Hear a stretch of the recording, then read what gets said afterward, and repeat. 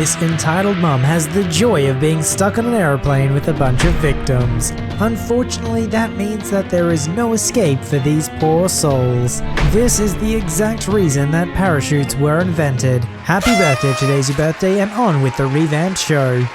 I am an immigrant in one of the most remote countries on Earth. 2 years ago, when my daughter was 2, she was suffering through some allergies that no one seemed to diagnose correctly, and it was exhausting to constantly have her either sick or in hospital. I felt drained and depressed a lot of the time. Then stuff really hit the fan. My sister called at 5 AM one day, and as tactfully as possible, she told me my father was dying. For real, he had no time left. I wasn't completely shocked as his health had been declining for years, but I had to make a frantic dash to the other side of the world with a sickly toddler. He had gone completely blind and requested to hold her and listen to her laughing one last time. I couldn't refuse. My partner couldn't take off work due to commitments, so after the initial panic of trying to find any flight, we were set to go on a 21-hour trip, just baby and me. As soon as the plane had taken off, I heard 2 little kids whining and screaming somewhere behind us. The lady sitting right in front of us turned around about to make some joke, only to realize there was a toddler right behind her husband too. I heard her say, "Boy, this is gonna be hell." The little fighting entitled siblings occasionally ran down the aisle, screeching as if they were in a playground. No adult in sight. This was the first time the little boy laid eyes on my daughter's only carry-on, her stuffed chameleon. He made a weak attempt to grab it, but decided running was more important and went on.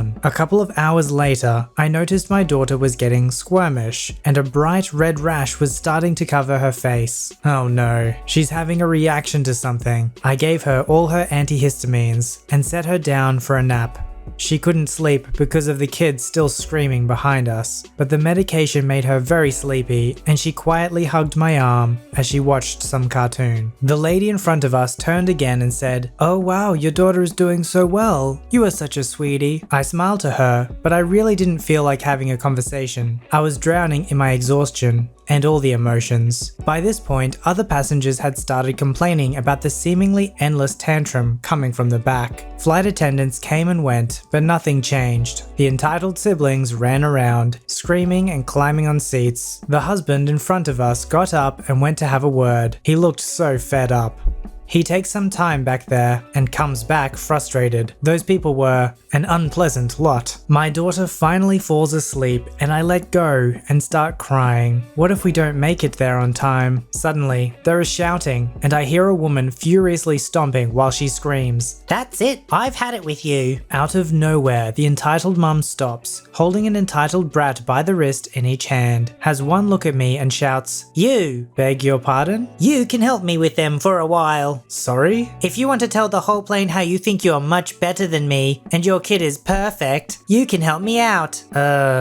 She says to her kids. "Now you scoot along and sit here with this nice lady. You can play with the baby." They cannot sit here. There is only one seat. "Babies don't count. Pick her up. She's sleeping. She will want to play." As she said this, the boy reached straight across my lap and snatched the chameleon out of my daughter's hand, which woke her with a start and she started crying. "You cannot take that, it's hers, give it back." He poked his tongue out at me and started taunting his sister with the toy, but not letting her reach it. "You said she was sleeping, so he can have it." This had already turned into a loud hell of baby crying, boy shouting, "Nah, nah," and little girl whining. "I don't want anything to do with your children. Please leave us alone." "Don't be rude. I thought you were good with kids." She gave me this smirk like she had just defeated me or something. Out of nowhere, the man in front of us turned around and told her loudly to get lost and take your little brats with you. Before more words were had, the little girl reached under my leg and tugged at the backpack on the floor. "Hey, stop." "Oh, she loves My Little Pony." In 3 seconds, she had tipped the entire contents into the aisle, and a mix of crayons, coloring books, finger puppets, diapers, and medicine bottles go all over the floor. She screams repeatedly, "Mommy, I want paint." Miraculously, the flight attendants reach us and demand everyone go back to their seats. "We just wanted our bag back." "Your bag?" "This woman took my kids' toys, and they were just so upset." Right on cue, the girl whined, "My crayons," which made my daughter start crying loudly again. The man in front of us gets up and roars out, "You stop it now! None of this is yours and you are harassing this lady and her baby." Don't talk to my babies like that. They love their toys and this woman just wants everything for her darn baby. Because it is hers. Please stop shouting, it upsets her. Wasn't she a good sleeping baby? She's unwell, please give her her toy back and leave. The flight attendant pointed out half the contents of the bag were diapers and labeled medicines, so they can see who it belongs to. So this entitled mother stutters and grumbles, "Oh, alright," as she tries to walk away, but flight attendant 2 firmly asks she picks up all of the stuff. She bends down and her kids run away, still holding the stuffed animal and a handful of crayons. And as soon as she collects a bottle from the floor, she shouts at me again, "You maniac! You evil woman! You drugged up your baby!" I could not process what was happening.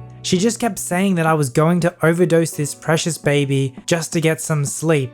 Hadn't anyone noticed? This was probably not even my baby. I was furious, but in such shock I couldn't say anything. Luckily, the co-pilot came around and warned the woman to immediately take her seat and calm down, or they would be arrested upon landing for causing such a disturbance and harassing other passengers. It took me about 20 minutes to completely calm my daughter down. I was on the brink of crying myself. The man in front of us got up again, coming back with the stuffed chameleon and the crayons. He took me completely by surprise. "I'm ever so sorry for causing this. I told that woman to control her kids, but when she said she couldn't do it, I also told her another mother flying on her own was managing to keep a toddler calm and quiet, so she could try with her own kids too. I didn't know that this would happen. I'm so terribly sorry. I hope your daughter feels better soon." The rest of the flight was remarkably uneventful. 11 hours later we landed, and one of the flight attendants apologized profusely. She had also mentioned better behaved kids to this woman. I thought that'd be it, but no. When the woman was escorted for questioning, she stuck to her claims about me sedating my child, possibly for illegal purposes, since we look nothing alike. US security took us into a room and demanded detailed explanation as to why my child looks nothing like me. We don't share the same last name, our passports are from different countries, and her father is not traveling with us. I provided as much as I could, but they still held us until Immigration New Zealand got back to them and confirmed it all. We lost our connection, but fortunately, still made it on time to spend the last day with my dad. See, this has to be one of the least intelligent EPs we've seen so far. Most of the EPs at least have the common sense that the lies that they make up are in an environment that they can run away. In this situation, she's stuck on a plane, so there's no running away exactly. It seems like most of them imagine themselves to be masters of manipulation, perhaps because they can do it with their family members. However, when they encounter just normal, everyday human beings, they're unable to pull the wool over their eyes. Circa 2004. Entitled brother calls me and he seems to be in a state. "Sis, I need some help."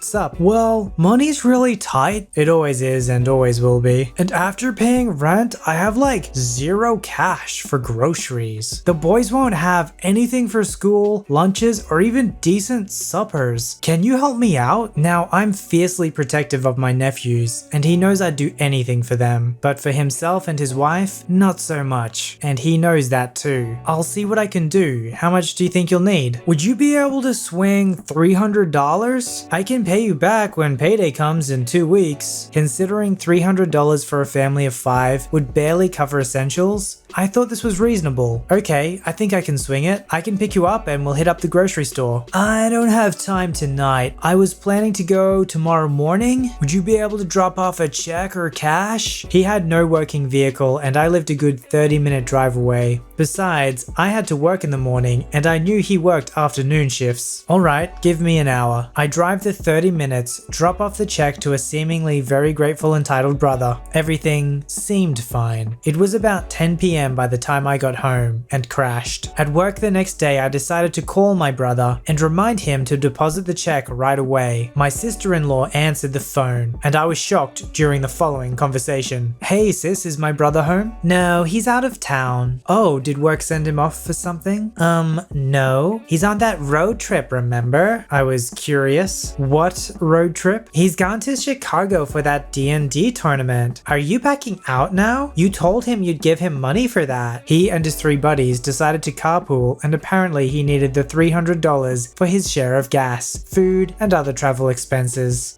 No, I told him I'd give him money for groceries for your kids. You're telling me he's gone cross-country for a gaming tournament? Calm down, it's not like you're hurting for money. You can afford it. Granted, my husband and I make decent money, enough to be comfortable, but we work hard for it, and not once did we ever flaunt our perceived wealth in their faces. And I assure you, I never offered to pay for a road trip. If he can afford to go to a freaking D&D tournament, he can darn well afford groceries. You'd let your nephew starve? I hung up. I was so furious, but not as furious as I was several weeks later when I got another call from my entitled brother with the same sob story. No money, kids are hungry, can just barely make rent, blah blah blah. Can you spare another $300 until I get my work bonus? Sure bro, when were you planning to go get the groceries? I was going to go tomorrow morning before going to work. What a coincidence, I have tomorrow off. I'll swing by around 9. No, it's okay, it would be easier for you to just drop off cash or a check so you can go on another effing road trip? I don't think so. He said nothing. See you at 9. He tries to protest and I laid it out for him. You get sweet F all unless I pick you up, take you to Kroger, and buy you groceries. And groceries are all you're gonna get. If your kids are starving, you'll find far more value in that and take me up on my offer. It's what you needed after all, by your own admission. I picked him up and took him to the store, where he proceeded to get maybe $20 worth of food. Dropped him off at home, where he left my vehicle without a word, not even a thank you. But my satisfaction in confirming my suspicions was its own reward. For the record, I called my nephews that evening to make sure they had eaten, who excitedly told me they had takeout pizza for dinner. Bless their hearts. They really had no idea what kind of manipulator their dad could be. At least they're now at the age where they can see and understand what their parents are doing is wrong. I hope they continue to be the good boys that they are. This is the other tactic we see entitled parents use. If they don't flat out try and use physical force to steal and take property off someone else, or flat out assault their person, they'll use fraud. They'll try and make an arrangement with someone, but the whole time, they're lying about their situation. My friends, my brother, and I had the great idea of making a band, just for fun. The talent show came up and not a lot of kids were entering, so it was practically first come, first serve for anyone who wanted to come in. You could practically make fart noises into the mic and you would get in. So we were like, let's do this for fun, and not try too hard. It consisted of 5 people. I was on vocals, this really nice girl who was awesome at drums, she was on the school band team, my other friend at the electric guitar, he was going to do the electric guitar solo, my brother on the acoustic guitar, and the last friend who did the electric piano. The entitled mum in this is apparently the superintendent's secretary or something, I don't know. Anyways, we were the last people to play before the talent show ended, so you could say the talent show went out with a bang. The first one was KG and her friends doing some ballet thing. It was impressive. Enter the entitled mother. The school had a specific rule as to no loud noises, so the kids didn't get distracted from their acts. Anyways, she was being really loud and cheering for her daughter. After KG's act was done, a couple of other acts went through, like a boy telling jokes that fell flat and a girl singing, and some others. During all of this, the entitled mother was shouting not the nicest things to the kids who were trying to perform. It was saying stuff like, "You suck," and "Get off the stage." It was pretty hard not to be distracted. Anyways, our turn is up and we set up the electric guitar and the drums. Our plans were to play the acoustic version of Send Me a Sign by Gamma Ray. So we start off and everything is going well. Acoustic guitar friend is doing well and the drum girl was being awesome as always, and I was getting the lyrics and pitch just right. So far, so good. The mother starts yelling at us that our song is bad and all that stuff. It's hard to decipher what she was saying over the sound of the instruments, but some of the parents in the audience were looking visibly uncomfortable. We finish our song and ELG shredded the guitar like he was playing guitar hero. After every act is complete, my school has a voting system on who should be the winner and the placements. After like 20 minutes, the votes are in and a teacher reads the placements. Third was the singing girl I mentioned before. Second was the entitled kid and her group. And first was me, my brother, and my friends. We were excited that we won, especially since we did it for fun and we didn't take it super serious. We got these plastic little trophies as an award. Here's the dialogue portion of this, from what I remember. Nice job on winning. You really rocked out there. Yeah, thanks, it was fun. And you did a really good job too. Your act sucked, and my daughter should have won instead of your stupid band. Whoa, slow your... Don't tell me what to do. I know you cheated to win. Miss, we won fair and square. And to be honest, your daughter did really well out there. I know she did well, but she should have won. I'm calling the principal for cheating, you losers. B steps in front of her, and B is a solid 6'1", varsity football lineman. He's a senior, and we're only sophomores. Excuse me, what did you just call my brother and his friends? You and your band are cheating little punks. At this time, KG is really flustered, like her face is more red than Mars. The entitled mother with her sausage fingers and the force of a Boeing 747 hits my hand and the plastic trophy hits the floor and splits in half. Excuse my language, but what the F is your deal? I'm calling the principal for your bad language. And she trudges out the door. I went back to my house and my legend of a mum managed to superglue the trophy together, and it looked almost good as new. It's been one school day and I haven't been called to the principals yet. It's pretty telling that if the hero of this story didn't win, he would have been pretty chill about it. You can tell that the entitled mother has such an emotional investment into the success of her child, like it somehow reflects on her, that the threat of her child not winning somehow impacts her very identity. And that's the problem with staking your value or your identity to either your success or even worse, the external success of someone else, because it's always going to fluctuate, and you can see she just can't handle it. It's like she has an existential crisis.